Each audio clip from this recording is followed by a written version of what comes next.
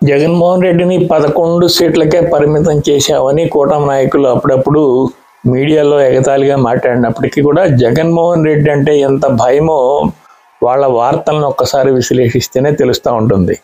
ఎన్నికలు అయిపోయినాక జగన్మోహన్ రెడ్డి తొలిసారిగా పులివెందులకి పర్యటనకు వచ్చినప్పుడు అనేక మంది అభిమానులు రావడం, అభిమానులు తోసుకొని అక్కడ ఉన్న కిటికీ అద్దాలు పగిలిపోవడంతో తెలుగుదేశం అనుకూల మీడియాలో జగన్మోహన్ రెడ్డి మమ్మల్ని ఇలా ముంచేశాడని చెప్పేసి కార్యకర్తలు, బిల్లులు పెండింగ్ ఉన్న వాళ్ళంతా కూడా జగన్మోహన్ రెడ్డి మీద రాళ్లు విసిరారని చెప్పేసి వార్తలు ప్రసారం చేశాయి.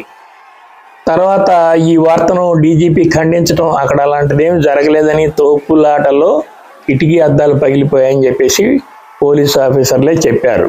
తిరిగి జగన్మోహన్ రెడ్డి మళ్ళీ పులివెందుల పర్యటనకు రాగా అక్కడున్న కార్యకర్తలు, అభిమానులు ఒక్కసారిగా ఆయన చూడటానికి ఎగబట్టడంతో అక్కడ తొక్కిసలాట జరుగుతుందేమో అని చెప్పేసి పోలీసులు స్వల్పంగా లాఠీ చార్జ్ చేయడం జరిగింది.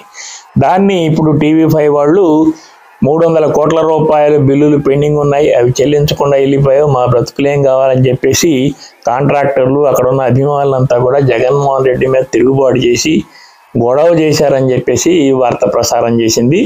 యాక్చువల్గా తెలుగుదేశం పార్టీ అధికారం నుంచి దిగిపోయేటప్పటికే 60,000 కోట్ల రూపాయల బిల్లులు పెండింగ్ ఉన్నాయని వాళ్ళ ఆ మీడియాయే చెప్పింది. ఈ పెండింగ్ ఉన్న బిల్లులు ఇవ్వకపోవడం వల్ల అనేక మంది కాంట్రాక్టర్లు ఇబ్బంది పడుతున్నారు, తిరిగి కొత్త పనులు చేయడం లేదని. కానీ జగన్మోహన్ రెడ్డి 300 కోట్ల రూపాయల బిల్లులు పెండింగ్ ఉండగానే అందరూ రాళ్ళు వేస్తారా? దాన్ని ఇలా ప్రచారం చేయాలా?